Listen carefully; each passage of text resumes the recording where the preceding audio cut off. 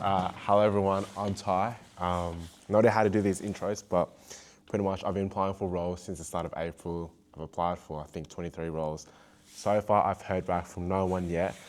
I think the biggest problem I have right now is pretty much every job I apply for has over 300 plus people applying for it, and there's only 1 or 2 vacancies. So we're gonna figure out how exactly we're gonna address that. So why am I doing that? Whatever. So watch me figure this shit out. Watch me figure this out. So yeah, let's do it. So how am I gonna do this? How am I gonna get myself out of this problem? Well, I have a couple ideas and I'm gonna explain it as I'm doing it. Alright, now I've gotta find a quiet place to call, to do the follow-ups. I'll explain soon. Alright guys, we are literally going to be calling up the employers for the jobs that I've applied for because, let me just explain why briefly before we get into it. So, here it is. Cold applying isn't enough. So, the junior performance marketing coordinator role that I applied for at Nimble, 357 people applied for it and there's only 1 vacancy. So if everyone's a quality application, that gives you a 0.28% chance of getting the job. We can go again. Partnerships associate, 272 applications, 1 vacancy, 0.37%. So this is all assuming that everyone's a quality applicant and that you're all the same. But we know that's not really the case. So those are some numbers. Let's just call them up right now. This could either go well or actually this can only go well because I'm trying my best and I'm improving and I'm learning. You'll never be ready for this, so just go for it, eh? Man, I feel a bit sick, but it is what it is. The content and digital producer at HQ Group. All right, give me 1 second. Yeah, hi, I was wondering if I could follow up on my application for the content and digital producer. Were you the right person to speak to, or should I speak to someone else about that? Yeah, so our hiring manager and our HR manager currently aren't here at the moment. Yeah. They are still in the process of responding to candidates. Yeah. Let me just take down your name. Yeah. And I'll just flag it with them so that they can follow up with you. What was your name, sorry? It's Ty Tran. Yeah, can I ask you a question? Do you work in HR as well? No, I don't. Yeah.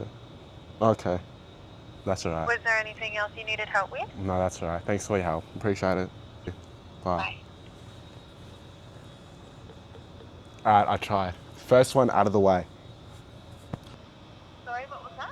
Oh, no, it's just a curious question. I was just wondering, like, did you have to compete against a lot of people to land this role? Yeah. As far as I understand, our last intake had about 2,000 applicants. That's insane. So what did you do to like stand out to yourself over that hurdle? Yeah, I think the key criteria selection is quite crucial in answering those. And I think a lot of applicants sort of, do rush jobs. Guys, someone called me back. I was in the toilet, so I obviously couldn't pick up, but let's give them a ring back. Hi Ty, it's Taylor from the Civil Recruitment Team. How are you doing? Yeah, pretty good. Yourself? Not too bad. Yeah. I was wondering, so the person that got the role, I'm assuming there must have been like hundreds of applications.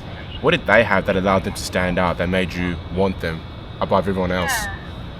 Yeah, definitely. So in regards to the candidate we decided to proceed with, nice. They had direct system experience.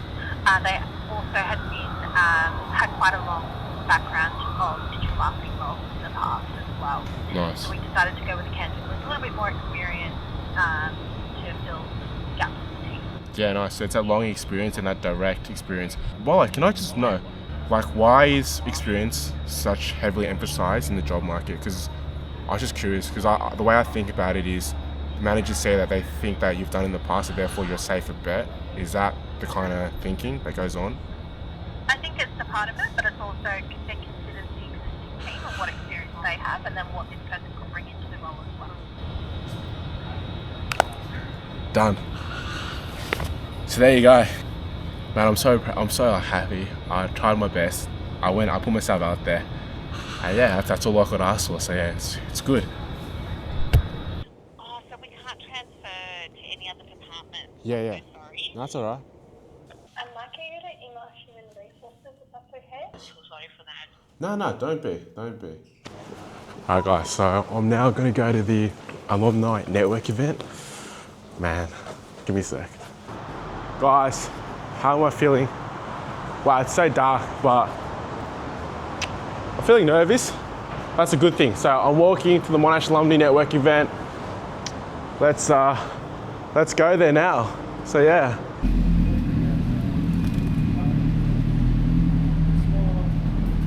Bro, there's so many people here.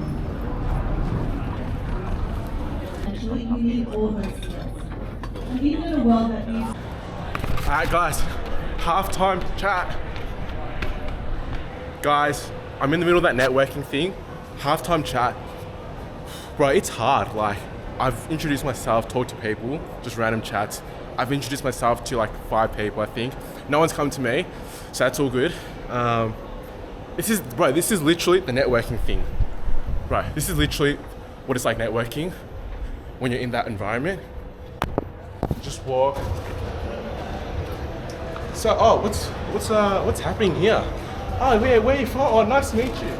But I'm pretty casual. I just like say whatever I want, which is why I get along. But yeah, everyone's in groups, but people are pretty open to talking. So now I'm gonna go back, halftime chat over, just enjoy yourself. Look forward to the good that can come out of it. That's it. All right, see you boys. Back we go. I saw your post in LinkedIn last week. Very How's good. it going with your job?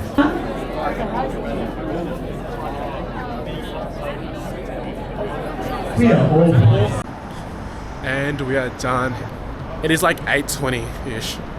Let's go home. I'm tired from all that talking. Alright guys, let me give you an update. Friday, I think the 2nd of July. So, why am I so formal right now? Because I have a job interview, but pretty much let me give you an update. So all the way up until last week, I've applied for like 130 jobs. Things were looking pretty bleak. Like, I only heard back from maybe 2 or 3 people at that time, and it got to the point where I was thinking, okay, I need to do a plan B.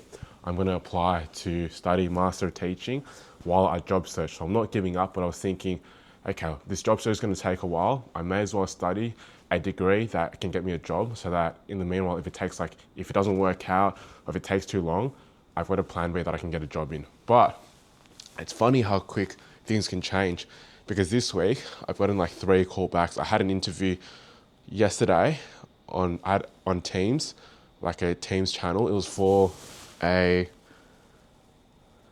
paid social coordinator, and then today I got an email for a phone interview at the start for an omni-channel coordinator, and now I've got an interview at Vic Uni for admin. So that's why I have to wear formal clothing. Plus, my hair, not exactly formal, so that's a chair, by the way. So we've got to balance it out. So yeah, for an interview in 24 minutes.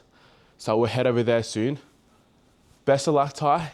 And that's the update. But with the email follow-ups, they're actually a lot better than the phone follow-ups, because for every 10 emails I send, I'll get a reply from one manager saying, hey, thanks for following up. I can see that you're very proactive, etc. Here's what you could have done better. And then with the phone follow-ups, it's really rare that you'll talk to the hiring manager. Most of the time, the person that picks up sends your details to the hiring manager, and 1 in 15 times, a hiring manager will actually pick up the phone and give you a call. But it's invaluable,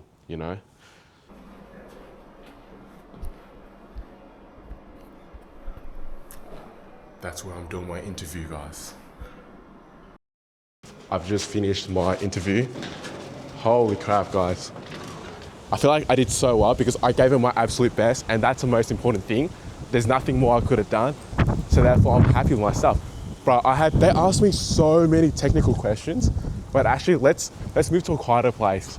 Bro, they asked so many technical, really tough questions like, can you please provide an example of when you managed the process end to end from start to end and you saw an error and you were able to fix it? Can you please give me an example of when you made a suggestion that improved process or a system, etc.? One of them I actually had to make up. So, And it's okay to make up examples because I was talking to a Vic Uni teacher and she said in the interview she made up an example, so it is what it is. We'll say, I'll give you an update about how I go with all my job interviews, and today I have a phone call for an omni-channel coordinator at Levi's. So yeah.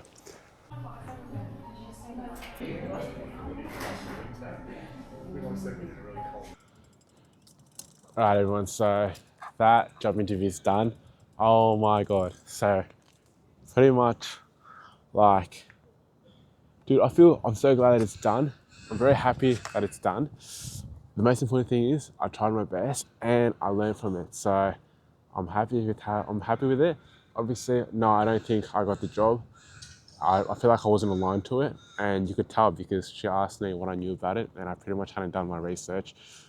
And well, I did the wrong research, but look, that's just a good lesson to learn. You got to do your research properly about the company, you know. I would have liked to go my way, but the most important thing is I tried my best and I learned from it, so I'm better off because of that experience. So I'm really grateful for it.